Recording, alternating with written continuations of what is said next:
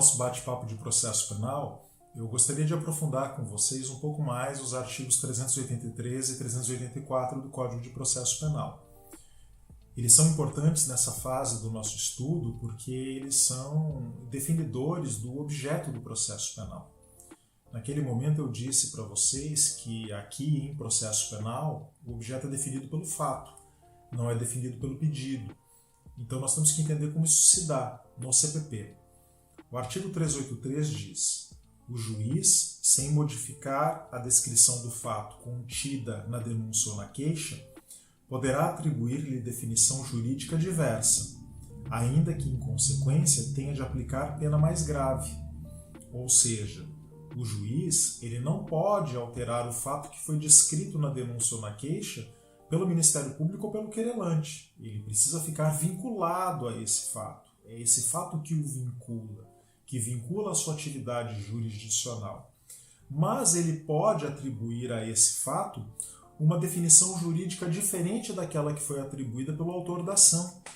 Então poderia o Ministério Público narrar um roubo e pedir a condenação por um furto. E o juiz ele ficaria vinculado a esse fato que foi narrado. Se o fato narra roubo, ele pode condenar por roubo.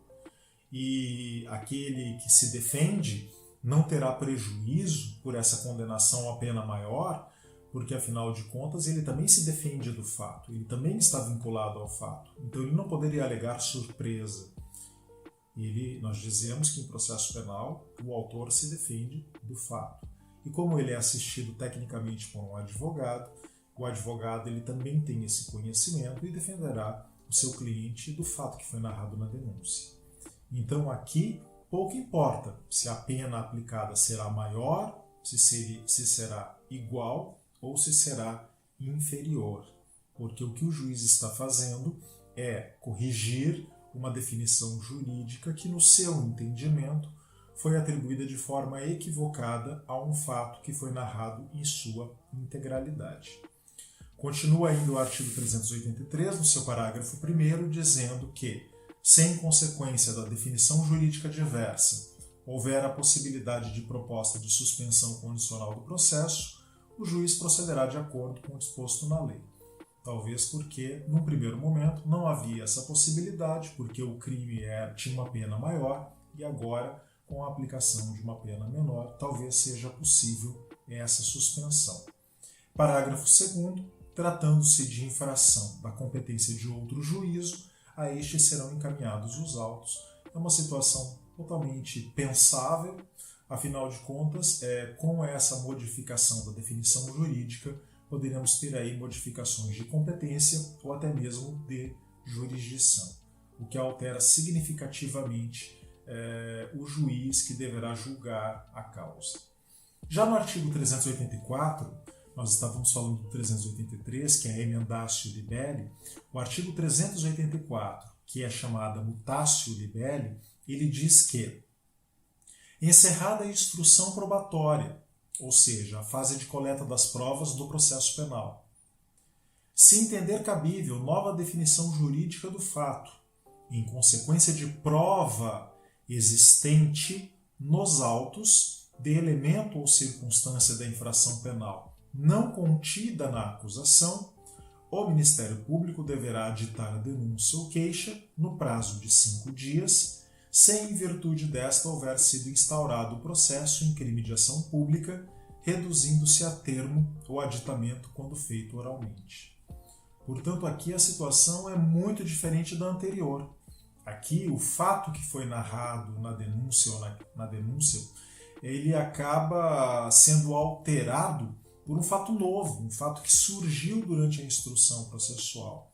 Aqui nós diríamos que o Ministério Público narrou o furto porque durante a fase do inquérito policial a violência não apareceu, mas durante a instrução probatória essa violência aparece, surge a prova da violência, e a prova da violência altera significativamente o fato que foi narrado na denúncia do Ministério Público.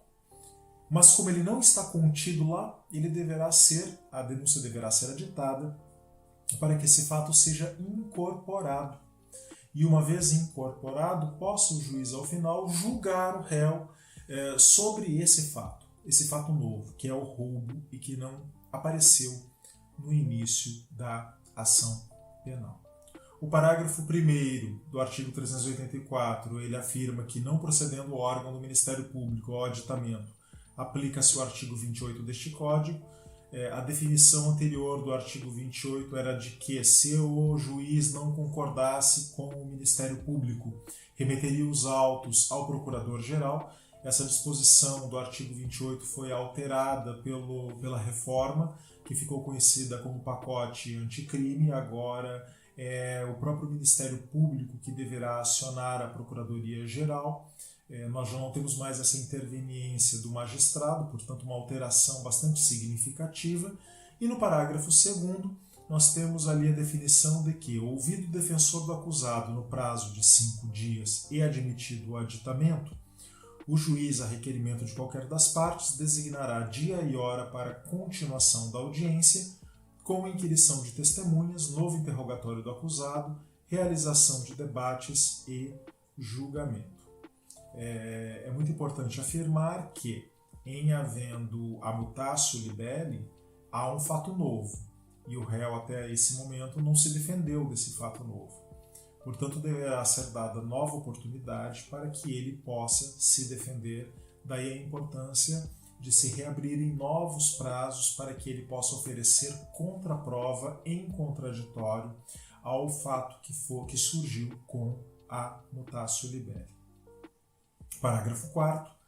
Aplicam-se as disposições dos parágrafos 1º e 2º do artigo 383 ao caput deste artigo, e, havendo aditamento, cada parte poderá arrolar até 3 testemunhas no prazo de 5 dias, ficando o juiz da sentença adstrito aos termos do aditamento.